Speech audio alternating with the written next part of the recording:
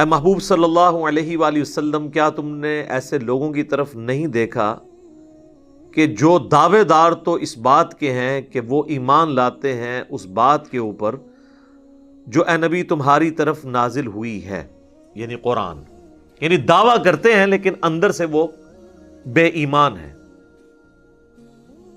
وما انزل من قبلک، اور یہ بھی دعویٰ کرتے ہیں کہ اس قرآن سے پہلے جتنی الہامی کتابیں نازل ہوئیں اور باقی پیغمبر ہیں ہم ان کو بھی مانتے ہیں۔ یریدون ان یتحاکموا الی الطاغوت، لیکن اس کے باوجود اپنے جو فیصلے ہیں وہ طاغوت سے جا کر کرواتے ہیں، بت پرستوں سے، مشرکین سے۔ اور اس وقت کے یہودی بھی چونکہ وہ بھی طاغوت تھے کیونکہ اللہ کے پیغمبر کے مقابلے پہ کھڑے ہوئے تھے۔ وَقَدْ أُمِرُوا أَن يَكْفُرُوا بِهِ، جبکہ اللہ کی طرف سے تو انہیں حکم یہ تھا کہ کفر کرنا ہے طاغوت کا، یہ بجائے کفر کرنے کے ان کے پاس جا کے اپنے معاملات کے فیصلے کرواتے ہیں، یعنی جو بھی ان کے آپس میں جھگڑے ہوتے تھے اس میں جو شریعت میں فیصلے ہیں وہ بجائے نبی صلی اللہ علیہ وآلہ وسلم سے کروانے کے ان سے جا کے کرواتے تھے تاکہ اپنی مرضی کا کوئی من پسند فیصلہ لے لے۔ وَيُرِيدُ الشَّيْطَانُ أَن يُضِلَّهُمْ ضَلَالًا بَعِيدًا، اور شیطان تو یہی چاہتا ہے کہ انہیں بہکا دے اور بڑی دور جا کے پھینک دے جہاں سے ان کی پلٹنے کی راہ نہ رہے، یعنی یہ شیطان انہیں ابھارتا ہے اس قسم کے معاملات کے اندر کہ اللہ کے پیغمبر موجود ہیں صلی اللہ علیہ وآلہ وسلم، جو بیک وقت وہاں کے حکمران بھی ہیں، ان کے مذہبی پیشوا بھی ہیں، ان کے سیاسی لیڈر بھی ہیں، بجائے ان سے فیصلہ کروانے کے شریعت کے معاملات میں اختلافات کے اندر شرعی سزاؤں کے حوالے سے یہ جا کے طاغوت سے فیصلہ کرواتے ہیں۔ وَإِذَا قِيلَ لَهُمْ تَعَالَوْا إِلَى مَا أَنزَلَ اللَّهُ، اور جب ان سے کہا جاتا ہے کہ آؤ اس کی طرف جو اللہ کی طرف سے نازل ہوا ہے، یعنی قرآن، وَإِلَى الرَّسُولِ، اور رسول اللہ کی طرف بھی آؤ۔ اب ظاہر ہے کہ یہ چیز ان کے لیے بھاری پڑ گئی تھی۔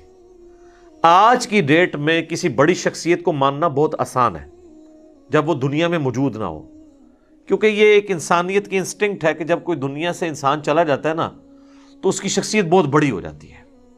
آپ دیکھ لیں ہمارے ملک کے اندر کتنے پولیٹیکل لیڈرز ہیں، جب وہ زندہ تھے تو لوگ ان کو کتنے برے الفاظ کے ساتھ یاد کرتے تھے، مرنے کے بعد وہ آئیکن بن گئے ہوئے ہیں، بڑے متبرک ہو چکے ہوئے ہیں، کیونکہ مرنے کے بعد وہ شخصیت سامنے نہیں ہوتی نا، لہٰذا اس کی کمزوریوں والے پہلو لوگوں کے سامنے نہیں ہوتے، تو وہ ایک بڑی متبرک شخصیات بن جاتی ہیں کہ ان کے بارے میں آپ بات بھی نہیں کر سکتے۔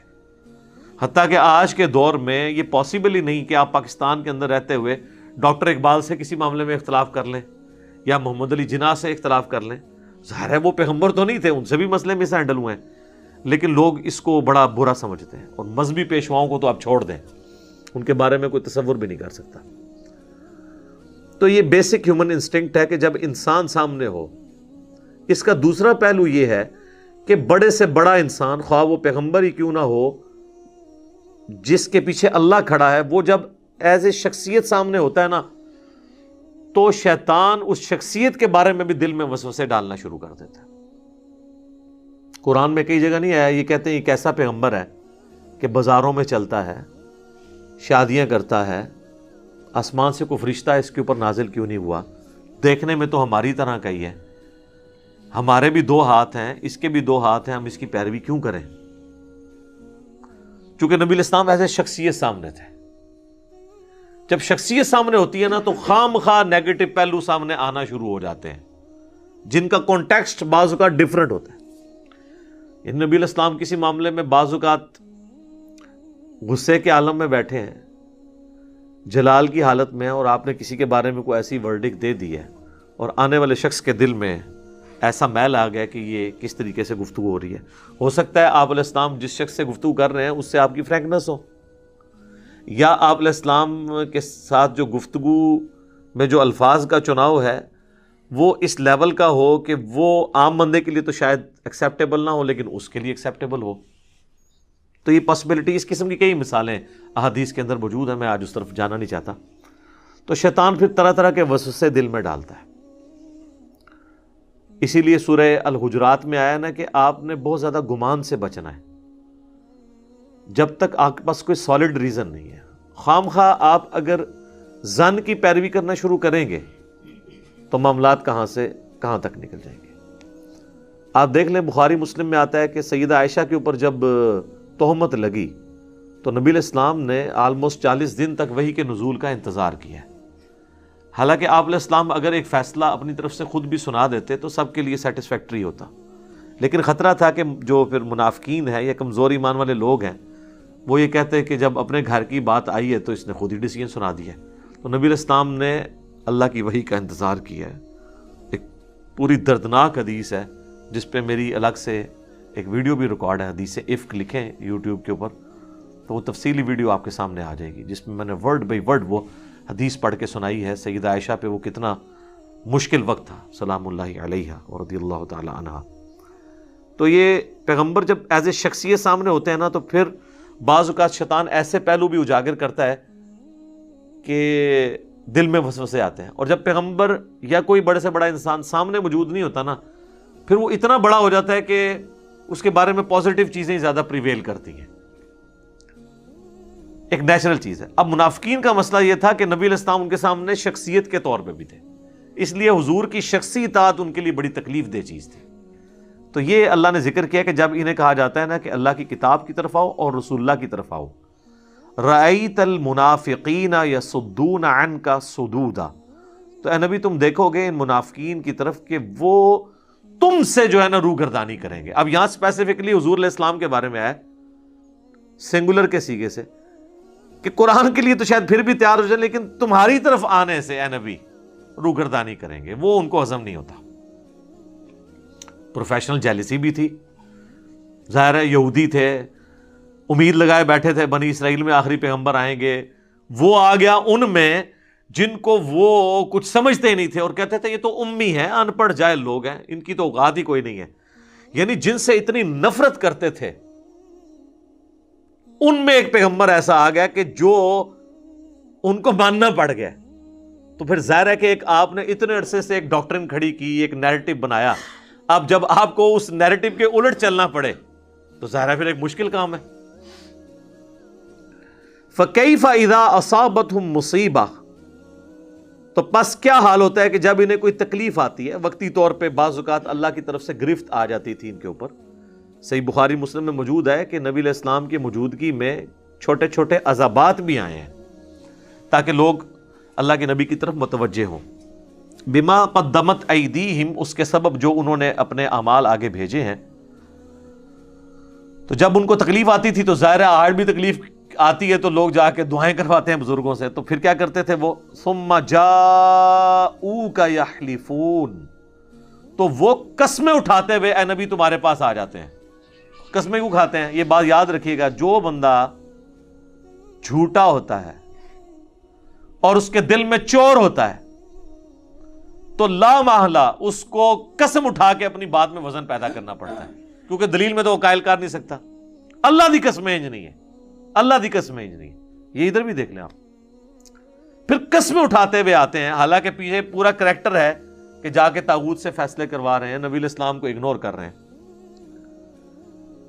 یحلفون باللہ ان اردنا الا احسانا وتوفیقا، تو قسمیں اٹھاتے ہوئے اللہ کی آتے ہیں اور کہتے ہیں کہ اے اللہ کے نبی، اللہ کی قسم ہم تو بھلائی کی نیت سے اور مصالحت کی نیت سے ہی جاتے ہیں کافروں کے پاس اپنے فیصلے کروانے، جس طرح لوگ کہتے ہیں جی ہم تو وہ دعوت کی نیت سے وہاں گئے ہوئے ہیں۔ اور یہ ایک بڑا اچھا طریقہ ہے۔ یہاں بھی آپ دیکھیں، جب ایک فرقے کا مولوی کسی دوسرے فرقے کی کسی پارٹی میں شرکت کر لے، افطار پارٹی کے اندر یا ان کی کسی کانفرنس میں یا کسی جلسے کے اندر، تو ظاہر ہے اپنی پبلک تو اسے گالیاں دے گی کہ یار ادھر تو تم ہمیں یہ کہانیاں کراتے ہو، یہ لوگ تو مشرک ہیں، یہ تو قبر پرست ہیں، یہ تو گستاخ صحابہ ہیں، یہ تو مشرک ہیں، یہ گستاخ رسول ہیں، تو تم تو خود افطاری میں رمضان نشریات میں بیٹھے ہوئے تھے۔ اب وہ کیسے بتائے کہ میں تو 5 لاکھ روپے لے کے رمضان نشریات میں بیٹھا ہوا تھا، اور پھر وہ کہتے ہیں جناب تم کہتے ہو نماز نہیں ہوتی ہے، وہاں تو سارے اکٹھے ایک دوسرے کے پیچھے نمازیں پڑھ رہے تھے۔ پھر وہ لادہ میں کہیں گے نہیں ہم نے بعد میں لوٹا لی تھی۔ پھر بھی جب کوئی نہ ہونا پھر وہ قسمیں اٹھا کے وہ کہیں گے کہ بھئی ہم تو یار وہاں دعوت دینے گئے تھے اصل میں، جسے ہم کہتے ہیں کہ میں شراب خانے مصلی ڈھونڈنے گیا تھا، نماز کا ٹائم ہو گیا تھا، اس لیے میں نے کہا چلو میں ادھر سے مصلی دیکھ لوں. تو یہ ایک بہانے ہوتے ہیں. اس میں بھی منافقین یہی کرتے تھے کہ اب ظاہر ہے کہ گئے تو اور چکر میں تھے، ان کو تسلی دینے گئے تھے کہ بھائی ہم تمہارے ساتھ ہیں، اندر سے بے فکر ہو، ٹھیک ہے نا، اسی بڑے پکے ہیں اپنے مسلک دے ہوتے ہیں. اور نبی علیہ السلام کے پاس آ کے وہ کیا کہتے تھے کہ ہم گئے تھے وہاں ان کو سمجھانے کے لیے، حالانکہ سمجھانے کے لیے نہیں، وہ تو یہ سمجھتے تھے کہ عنقریب یہ دعوت جو ہے وہ ختم ہو جائے گی. ایک شخص جس کے تھوڑے سے فالوور ہیں وہ اتنی بڑی عرب قبائل کا مقابلہ اکیلا کیسے کر سکتا ہے؟ ظاہر ہے جب کوئی کسی کو پیغمبر نہ مان رہا ہو تو وہ تو یہی سوچتا ہے کہ عددی اکثریت کتنی اس کو حاصل ہے. ان کو تو پتہ ہی نہیں تھا کہ یہ تل پٹ ہو جانے ہر چیز. تو سورہ توبہ میں دیکھیں وہ انتظار میں رہتے تھے کہ یعنی جب یہ صلح حدیبیہ کے لیے گئے ہیں تو اللہ کے نبی علیہ السلام کے بارے میں، اصحاب کے بارے میں انہوں نے عقیدہ بنا دیا. سورہ توبہ میں آیا کہ اے نبی ان کو تو امید ہی نہیں تھی کہ آپ لوگ واپس زندہ بھی آئیں گے، کیونکہ اسی چکر میں تھے کہ یہ لوگ جائیں گے نہتے وہاں، مشرکین عرب انہیں مار دیں گے. تو پھر اسی پہ اللہ تعالیٰ بار بار کہتا ہے نا هو الذی ارسل رسولہ بالہدی ودین الحق لیظہرہ علی الدین کلہ ولو کرہ المشرکون. اللہ نے اپنے نبی کو دین حق کے ساتھ، قرآن کے ساتھ، الہدا کے ساتھ مبعوث کیا تاکہ تمام ادیان پہ غالب کر دے. تو چونکہ اب ان کی نیت تو یہ ہوتی تھی تو پھر نبی علیہ السلام کے سامنے وہ جھوٹے بہانے بناتے تھے. ادھر یہ تسلی رکھتے تھے کہ کل کو اگر یہ نعوذ باللہ اسلام کی دعوت ختم ہو گئی، نبی علیہ السلام شہید ہو گئی، آپ کی وفات کے بعد لوگ ان کو چھوڑ گئے، تو ہمارے پاس ایک ٹھیا ہونا چاہیے تھا جسے واپس آ جائیے، ایک ایسا پلیٹ فارم ہو کہ ہم واپس آ جائیں. تو اس لیے انہوں نے یاریاں گانٹھی ہوئی تھی. یہ پورا بیک گراؤنڈ ہے. دیکھیں یہ پورا ایک چل رہا ہے منافقین کے حوالے سے. اولئک الذین یعلم اللہ ما فی قلوبہم، یہ وہ لوگ ہیں جن کو اللہ نے جان لیا ہے، خوب جانچ لیا ہے جو ان کے دلوں کے اندر چھپی ہوئی خباثت ہے نا، منافقت، وہ اللہ کو پتہ ہے. فاعرض عنہم، تو اے نبی آپ نے بھی چشم پوشی کرنی ہے ان سے. ابھی وقت نہیں آیا کہ آپ ان کو لین حاضر کریں، ابھی آپ نے کو ایگزسٹ کرنا ہے، اچھے وقت کا انتظار کرنا ہے. وَعِظْهُمْ، اور ان کا نصیحت کرتے رہے اچھے الفاظ کے اندر، بجائے بالکل ان کو ایکسپوز کرنے کے. پھر اس کا خطرہ یہ ہونا تھا کہ باقی صاحب پھر ان سے نفرت کرتے. اگر ان میں کسی میں چانس بھی تھے کہ وہ پلٹ آتا اللہ کی طرف تو وہ نہیں پلٹے گا. وَقُلْ لَهُمْ فِي أَنفُسِهِمْ قَوْلًا بَلِيغًا، اور آپ انہیں علیحدہ کر کے نا اچھے طریقے سے قول بلیغ کے ساتھ ایک ایک کو سمجھاتے رہے. یعنی یہ ایک اچھے ٹیچر کی یہ نشانی ہے کہ اب وہ دیکھ رہا ہے کہ ایک بندہ فتنہ کریٹ کر رہا ہے، پبلکلی کریں گے تو اور فتنہ باز بنے گا، اس کو لادا جا کے کہو کہ یار تیری ساری چالاکیاں مجھے پتہ چل گئی ہیں، انسان کا بچہ بن جا. تاکہ اگر کہیں اس کے دماغ میں ہے بھی ہے نا یہ بات کہ یہ تو اللہ کے پیغمبر نہیں ہے، تو اس کو پتہ چل جائے کہ وہ اللہ کے نبی کو وحی کے ذریعے چیز بتا دی گئی ہے کہ تم لوگ دو نمبری کر رہے ہو. تو ایمان میں اگر اس نے پلٹنا ہے تو پلٹ ہے. کئی پلٹ بھی آتے تھے. اب دیکھیں رئیس المنافقین عبداللہ ابن ابی ہے، لیکن اس کا بیٹا جو ہے وہ صحابی ہے، اس کا نام بھی عبداللہ ہے. باپ جو ہے وہ سب سے بڑا منافق، بیٹا مؤمن. تو اس کا ایفیکٹ تو ہوتا ہے نا. تو لہذا سے نا ان کو سمجھا دیا کریں.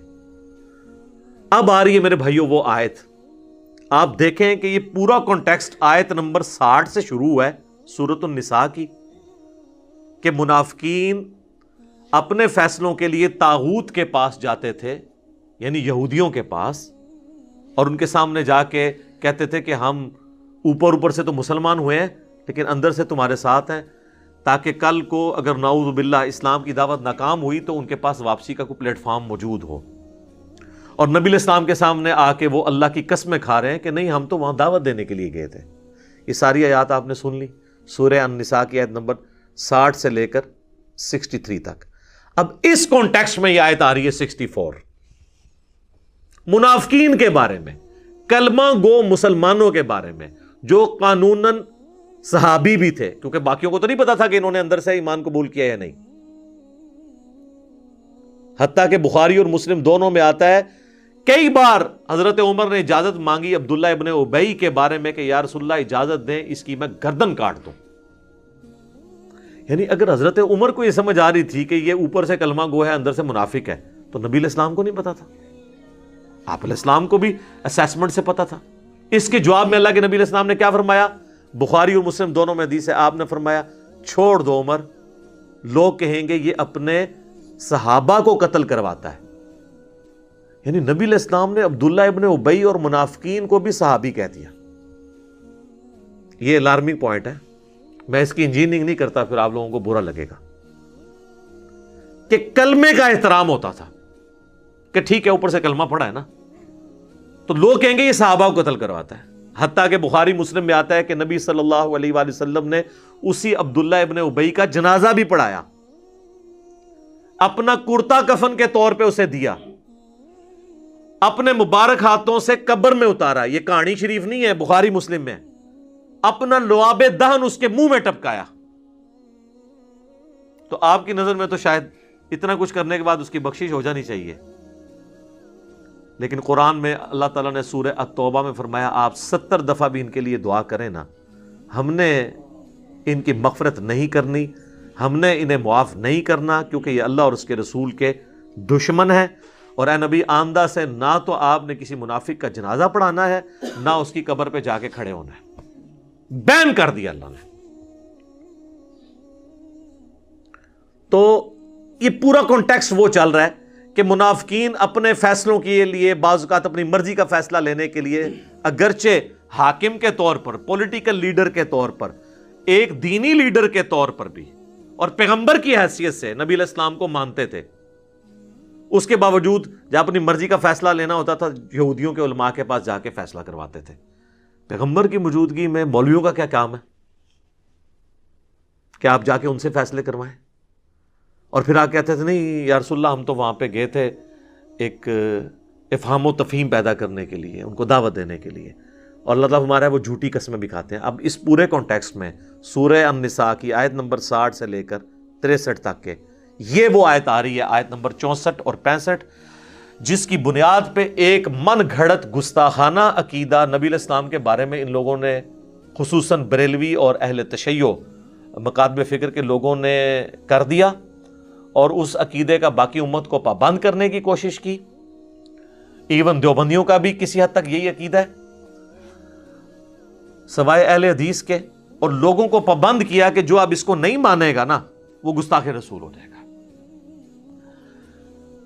وہ یہ آیت ہے وَمَا أَرْسَلْنَا مِن رَّسُولٍ، اور ہم نے کوئی رسول بھی ایسا نہیں بھیجا الا مگر یہ کہ لِيُطَاعَ بِإِذْنِ اللَّهِ، اس کی اطاعت کی جاتی ہے اللہ کے اذن کے ساتھ.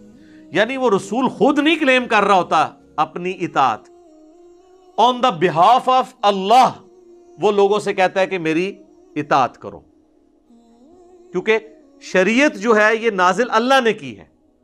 پیغمبر شریعت کا موجد یا کریٹر نہیں ہوتا، بلکہ شریعت پہنچانے والا ہوتا ہے. اور پھر اس کا کلائمیکس وہ ہے سورہ النساء کی آیت نمبر 80، آگے چل کے آ جائے گی، مَن یُطِعِ الرَّسُولَ فَقَدْ أَطَاعَ اللَّهَ، جس نے رسول کی اطاعت کی گویا اس نے اللہ کی اطاعت کی.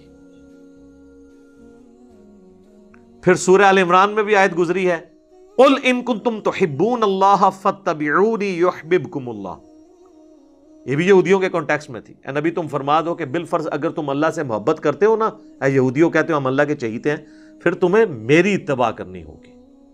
اور اتباع کہتے ہیں محبت کے ساتھ کسی کی پیروی کرنا. صرف پیروی جو ہے نا وہ اطاعت ہوتی ہے، اتباع ہوتی ہے محبت کے ساتھ پیروی، جنہوں اسی پنجابی کہنا ٹڈو مننا، اندروں مننا.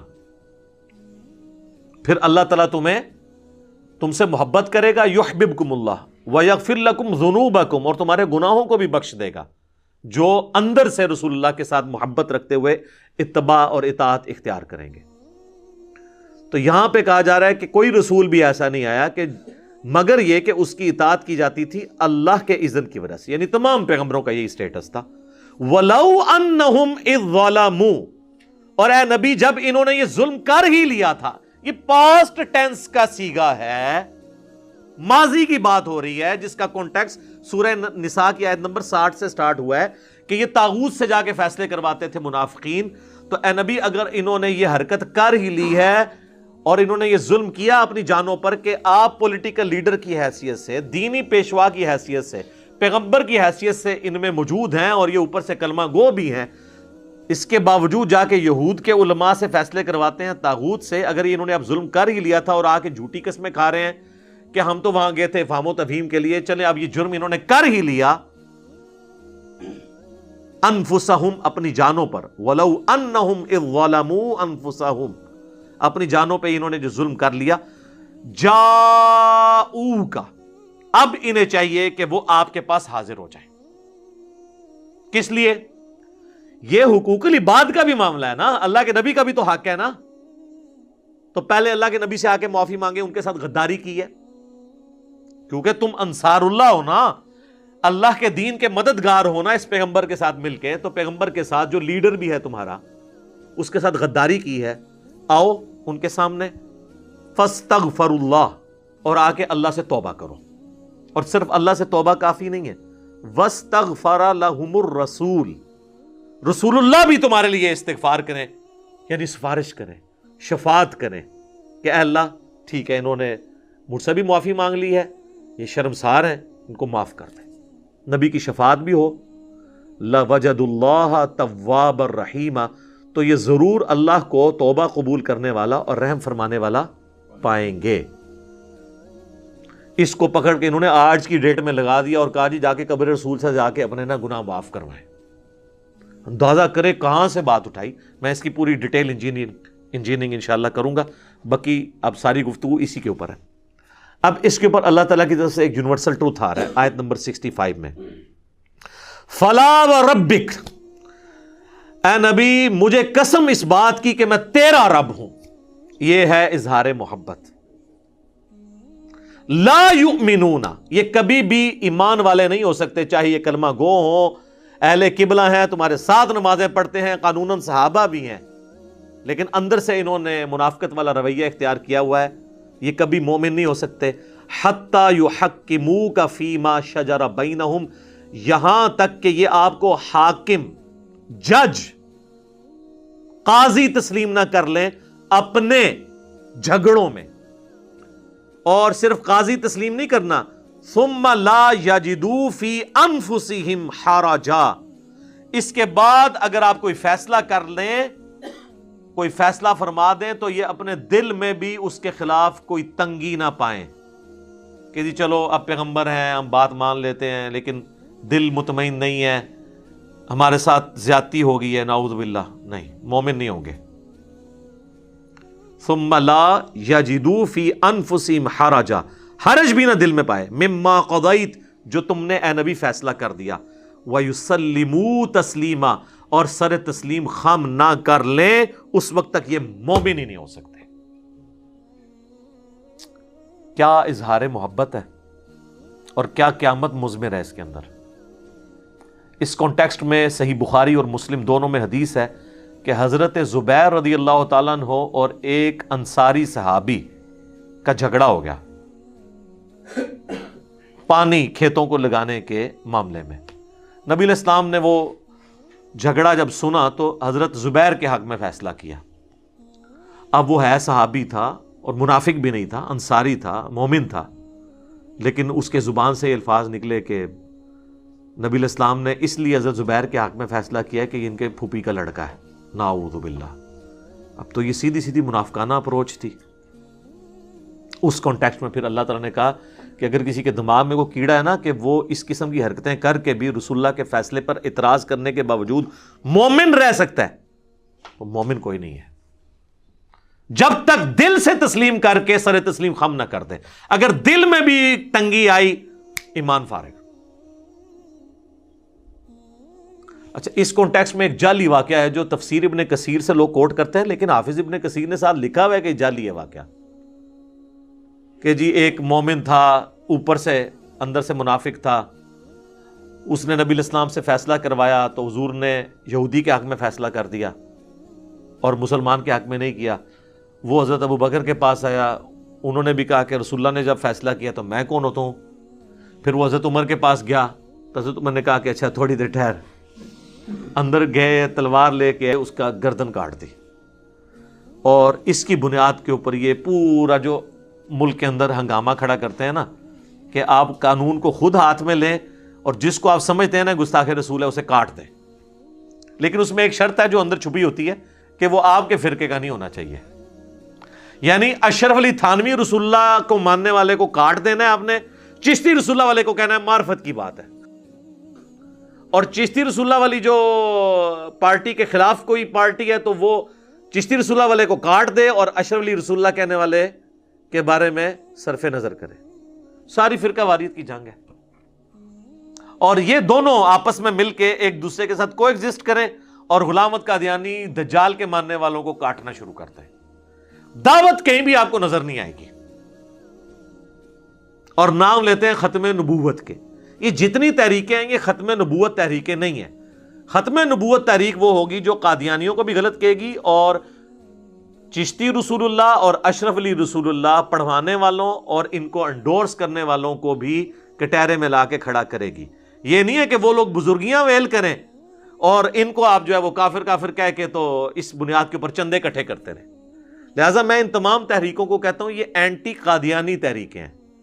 ختم نبوت تحریک صرف اس پلیٹ فارم سے ہے اللہ کے فضل سے، کہ جس نے ختم نبوت کے اوپر ڈاکہ مارا ہے معرفت کے نام کے اوپر یا کشف و الہام کے نام کے اوپر یا عقیدہ امامت کی بگڑی ہوئی شکل مانتے ہوئے یا کسی بھی اور طریقے سے یا امتی نبی والا فراڈ کرتے ہوئے، سب کے سب کو ایک لاٹھی سے ہانکا جائے گا، پھر آپ لوگوں تک دین کی بات پہنچا سکتے ہیں. ادروائز تو پھر ظاہر ہے کہ ایکسیپٹنس تو نہیں ملے گی. لوگ کہیں گے جی اپنے گھر کی صفائی کرتے نہیں ہیں، دوسروں کے اوپر بات کرتے ہیں. اور یہی وہ چیز ہے جو قادیانیوں کو اسلام کی طرف نہیں آنے دیتی. وہ کہتے ہیں ان کے بابوں نے بھی کام ڈالا ہوا ہے، اور میں نے آپ کو بتایا ہے کہ قادیانی جو ہے یہ صوفیوں میں سے نکلا ہوا فرقہ ہے. اور کئی بار میں نے ایک بات بتائی ہے کہ ہمارے پاس ایک بھائی آتے تھے تو وہ بخاری اور مسلم میں جو نماز کا طریقہ لکھا ہوا ہے رکوع میں جاتے وقت اور اٹھتے وقت رفع الیدین کرنا، انہوں نے جب شروع کیا تو ان کے بڑے بھائی تبلیغی جماعت میں اٹلی کے اندر وہ امیر تھے، ان کے گھر جماعتیں رکتی تھی. وہ چھٹیوں پہ آئے تو وہ آگے آتے ہی سیدھا، ان دنوں میں اپنے گھر میں درس دیا کرتا تھا، سیدھا آ کے چڑھائی کر دی جی میرے بھائی کو آپ نے قادیانیت کی طرف لگا دیا ہے. جناب یہ ہمارا ہی حوصلہ ہے کہ ہم یہ ساری باتیں سنتے ہیں، ہم مسکراتے ہیں، ہمیں پتہ ہوتا ہے کہ اب یہ قابو میں آ گیا، کیونکہ ہمارے پاس تو علم کی طاقت ہے اللہ کے فضل سے، جس کو نہ شکست ہو سکتی ہے جو نہ چوری ہو سکتی ہے. الحمدللہ علم وہ تلوار ہے.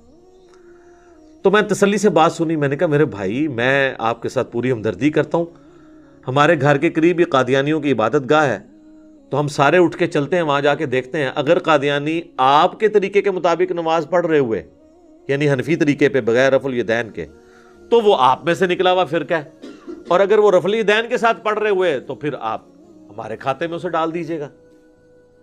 بس اتنی بات کرنے کی دیر تھی. کہتے ہیں نہیں کوئی ضرورت نہیں، اور بات مانی بھی کوئی نہیں، کیونکہ انہیں پتا چل گیا تھا کہ یہ تو پھر ماننا پڑ جائے گا کہ تو یہ ہمارے ہی حنفی بھائی ہیں. تو قادیانی آج کی ڈیٹ میں حنفی ہیں. یہ بعض لوگ جو ان کے چند ایک مسائل پکڑتے ہیں نا جی فاتحہ خلف الامام میں ان کا یہ عقیدہ ہے، یہ تفردات ہیں، اوورآل وہ حنفی ہیں. حنفیوں میں بھی تو کئی ایک شاخیں ہیں نا. بریلوی کہتے ہیں انگوٹھے چومنے والے کی شفاعت ہوگی، اور وہ کہتے ہیں فقہ حنفی کی بنیادی کتاب فتاوی شامی جسے رد المختار کہتے ہیں جو در مختار پہ حاشیہ ہے اس میں لکھا ہوا ہے. جب ہم دیوبندیوں کو دکھاتے ہیں کہ یہ تو آپ کی مشترکہ کتاب ہے اس میں لکھا ہوا ہے انگوٹھا چوما کریں، وہ کہتے ہیں جی لکھا تو ہوا ہے لیکن یہ مفتہ بھی ہی نہیں ہے. مفتہ بھی کو تو بعد میں دیکھیں گے. ابن عابدین شامی کو بیتی کیوں نہیں کہتے؟ وہ اب اتنا بھاری ہے کہ اسے نہیں کہہ سکتے. تو انگوٹھے چومنے والے معاملے میں بریلوی درست ہیں ایز فار ایز فقہ حنفی از کنسرن. قرآن و سنت کے حساب سے نہ یہ درست ہے نہ وہ درست ہے، فقہ حنفی کے مطابق میں بات کر رہا ہوں. تو اس قسم کے نا لوگ پھر حربے اڈاپٹ کرتے ہیں. تو یہ تو قادیانیوں کی نماز کا طریقہ آپ دیکھ لیں، یہ انہی کے طریقے کے مطابق نماز پڑھتے ہیں. تو جدھر سے نکلے ہوئے ہیں انہی کے طریقے کے مطابق عمل کریں گے نا. یہ وہ آیت تھی جی سورہ النساء کی آیت نمبر 64 جس کے اوپر انہوں نے پورا عقیدہ کھڑا کیا. وَلَوْ أَنَّهُمْ إِذْ ظَلَمُوا أَنفُسَهُمْ جَاءُوكَ. اور جی قرآن میں اللہ تعالیٰ نے فرما دیا ہے کہ جب کوئی اپنی جان پر ظلم کر لے رسول اللہ سے آ کے شفاعت کروا لے تو کہتے ہیں دیکھیں جی آپ بعد والی امت کو محروم کرنا چاہتے ہیں اتنی بڑی فضیلت سے. صحابہ کرام تو اپنی مبارک زندگیوں کے اندر جا کے حضور سے دعا کروا لیتے تھے، آج امتی کیا کرے؟ تو آج قبر پہ جائے، ایگو خود ہی کہانی بنا لی ہے، قبر پہ جائے اور جا کے عرض کرے. اور یہ عقیدہ بریلوی، دیوبندی، شیعہ تینوں کا مشترکہ ہے، صرف اہل حدیث اس عقیدے کو درست نہیں سمجھتے. اب یہ دھوکہ دینا کہ جی آج کے لوگ کدھر جائیں جی شفاعت کے لیے، صحابہ کرام تو اتنا فائدہ اٹھا لیا انہوں نے، آج کے امتی کیا کریں؟ سر آپ کے بارے میں بھی اللہ کے محبوب صلی اللہ علیہ وآلہ وسلم کی حدیث ہے صحیح مسلم میں کہ جو اذان کا جواب دے اس کے بعد مجھ پہ درود شریف پڑھے، اللہم صلی علی محمد وعلی آل محمد، اور پھر الوسیلہ والی دعا مانگے تو قیامت والے دن میری شفاعت اس کے لیے حلال ہو جائے گی. اس کے لیے قبر رسول پہ جانا ضروری نہیں ہے، یہاں پہ بھی آپ یہ سب کچھ کریں آپ کو فضیلت ملے گی. پھر جامعہ ترمذی میں حدیث ہے کہ جو شخص اللہ کا ذکر اور دروشی پڑھ کے اللہ کی طرف متوجہ ہوتا ہے اللہ تعالیٰ اسے عطا فرماتا ہے. لہٰذا آج کے ڈیٹ میں بھی کسی نے توبہ کروانی ہے تو اللہ کا ذکر کرے، دروشی پڑھے، اللہ کی طرف متوجہ ہو، کسی جگہ نہ بھی جائے تب بھی اللہ تعالیٰ اس کی دعا قبول کرے گا. لہٰذا یہ بھی جو شیطانی وسوسہ تھا اللہ کے فضل سے میں نے اس کو سیٹل کر دیا الحمدللہ.